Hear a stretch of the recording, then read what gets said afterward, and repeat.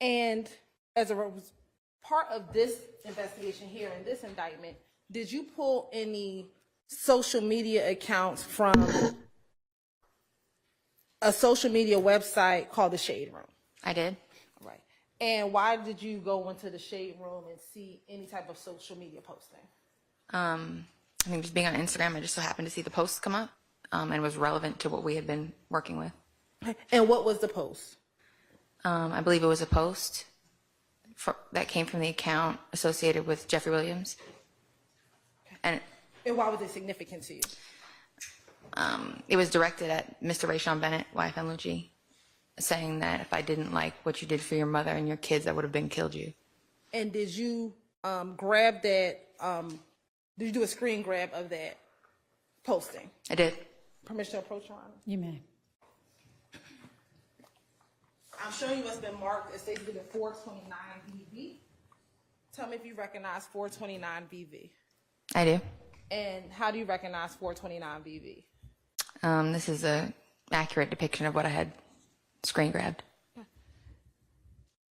And does it appear to have any additions or deletions from what you screen grabbed as a part of your investigation?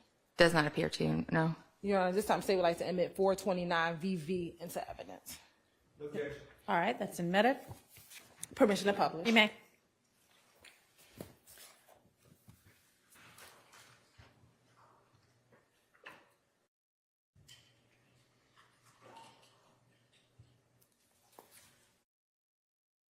And what was the date of the post?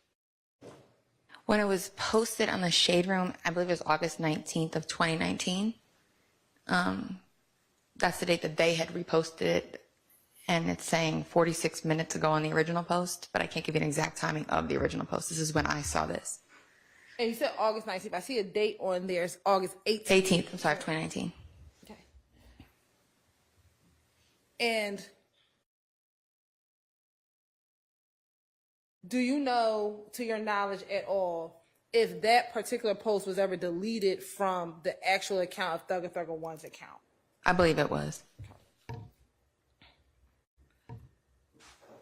And do you know if this was captured in a Shade Room just prior to it being deleted or before it was deleted off of the Thugger Thugger One account?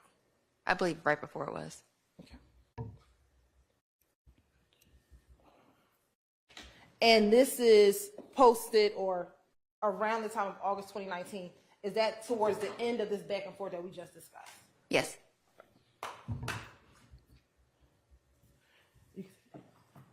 Now, you talked about in 2020 there was some transition in employment or what you were doing initially in 2019, and then you transitioned to something, a new role in 2020. What was that transition in 2020? What was your new role?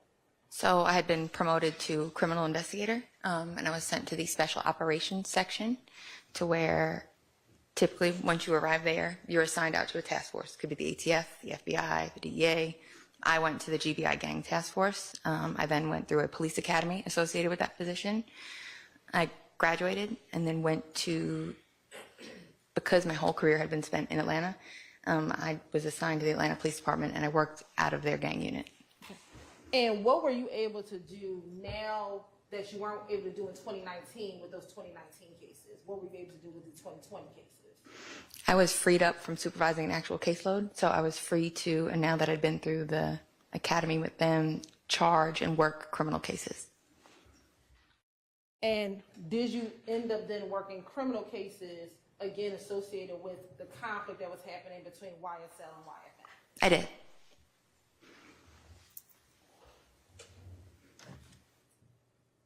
I want to direct you to May 4th, 2020. Did you have the occasion to be a part of the investigation of an incident that occurred at 1220 Gun Club Road? Yes. How did you get involved in that investigation? I believe that night we were out on the street working, and we heard the 911 call come up for the incident.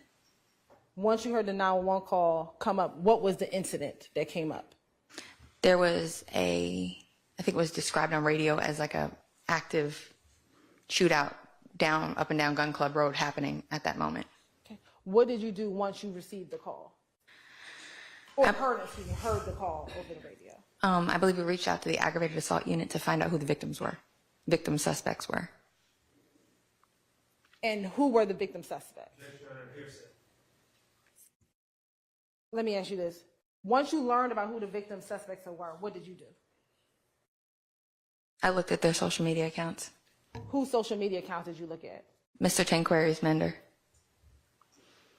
And had that name come up before? Were you familiar with that name? I was. How were you familiar with Tanquarius Mender? I'd worked with him previously in my other roles, and I'd spoken to him before in non-custodial settings, custodial settings. So I had a pretty decent rapport with him at that point. And we spoke of him earlier. Was he associated with a gang? Yes, YSL. And did he have another association with another gang? He did. What was that? The Rolling 60s Neighborhood Crips.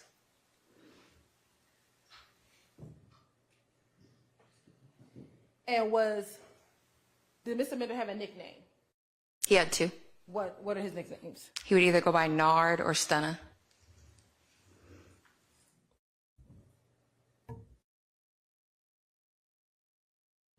Now, you said you looked at his social media. Did you look at anyone else's social media? No, just his at that point. Okay. Once you looked at Mr. Mender's social media, what, if anything, did you do next?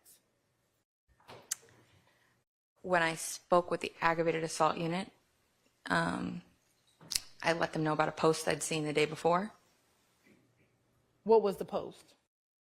Mr. Mender had been driving around Summerhill, tagging Summerhill, kind of laughing while he's driving around Summerhill. Is that the post that you talked about earlier this morning? It was. Okay.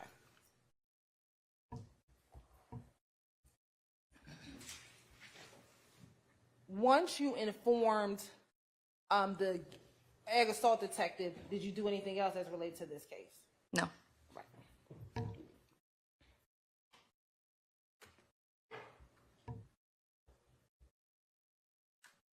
Did you ever look in Marquavius Huey's phone around the time of this investigation? No. Nope.